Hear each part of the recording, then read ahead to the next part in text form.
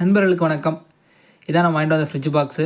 இந்த நான் காமிக்கிற இடத்துல தான் வந்து நமக்கு அதிகமாகவே ஓட்டை இருக்குது. அங்கெல்லாம் நம்ம அடைச்சி நம்மளுடைய தண்ணியை ஊற்றி பார்க்கலாம். சரி வாங்க, அதை நம்ம எம்சியில் வச்சு ஓட்டிட்டு என்ன பண்ணுறோன்னு பார்க்கலாம்.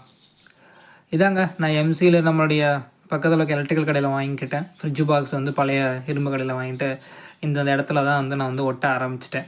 இது நீங்கள் பீஸாக எடுத்து ஒட்டிக்கோங்க. மொத்தமாக நீங்கள் எல்லாத்தையுமே ரெண்டையுமே கொலாய்ட் பண்ணி ஒட்டாதீங்க.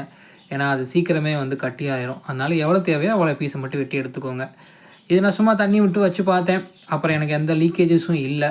அந்த லீக்கேஜஸ் இல்லாதனால ஓகே, இனிமேல் வந்து நம்ம இதை வந்து இதுக்கு நம்ம குட்டிகள்லாம் விட்டு பார்க்கலாம் அப்படின்னு சொல்லிட்டு தான் இந்த தண்ணியெல்லாம் வச்சு பண்ணியிருக்கேங்க. நம்ம ஃப்ரிட்ஜ் பாக்ஸ் ரெடி ஆகிடுச்சு. அடுத்து என்ன, குட்டிகளை பிடிச்சிட வேண்டியதுதான். நம்ம குட்டிகள் வந்து நமக்கு தெரியும், நம்மளுடைய சிமெண்ட் தொட்டில் நிறையாவே இருக்குது. அவங்கள இதுலேருந்து எடுத்து புது ஃப்ரிட்ஜ் பாக்ஸில் மாற்றிட்டோம் அப்படின்னா அவங்க கொஞ்சம் ஜாலியாகவும் கொஞ்சம் நல்லாவும் வளர்கிறதுக்கான சான்சஸ் நிறையா இருக்குது. பெரிய மீன் குட்டி கூட இருக்கனால இதுக்கு சாப்பாடு ஒழுங்காக கிடைக்க மாட்டேது. வாங்க இதை பிடிச்சிடலாம். இது பிடிக்கும்போது என்னால் வீடியோ எடுக்க முடியல. ஏன்னா நான் ஒத்த கையில் வச்சு எடுக்க கஷ்டமாக இருந்துச்சு. அது நான் பிடிச்சி உங்களுக்கு அடுத்து அந்த என்னோடய கப்பில் வச்சுருக்கதை காமிக்கிறேன். தண்ணி ஏற்கனவே இந்த கலரில் இருக்குன்னு ஒன்றும் கவலைப்படாதீங்க. அது ஒன்றும் இல்லை, 2 நாளைக்கு முன்னாடியே நம்ம க்ரீன் வாட்டர் கல்ச்சருக்காண்டி வெயிலில் வச்சுட்டேன். நீங்கள் நான் கையில் வச்சுருக்க கப்பில் பார்த்தாலே தெரியும் அவ்வளோ ஃப்ரைஸஸ் இருக்குது. என்னால் பிடிக்க முடிஞ்ச அளவுக்கு நான் ஃப்ரைஸை பிடிச்சிட்டேன்.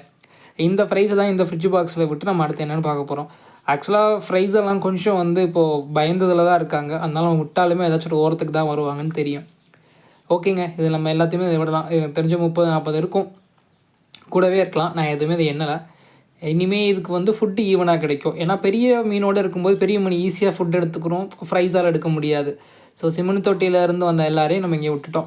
மோஸ்ட்லி கொஞ்சம் பயந்தனால எல்லாமே ஒரு ஓரத்துலேயே ஓட ஆரம்பிச்சிட்டாங்க. நம்ம இனிமேல் இவங்களை வந்து இப்படியே வச்சு எப்படிலாம் வளர போகிறாங்க, க்ரீன் வாட்டர் கல்ச்சராகி எப்படிலாம் வருதுன்றதை நம்ம அடுத்தடுத்த வீடியோவில் பார்க்கலாம்.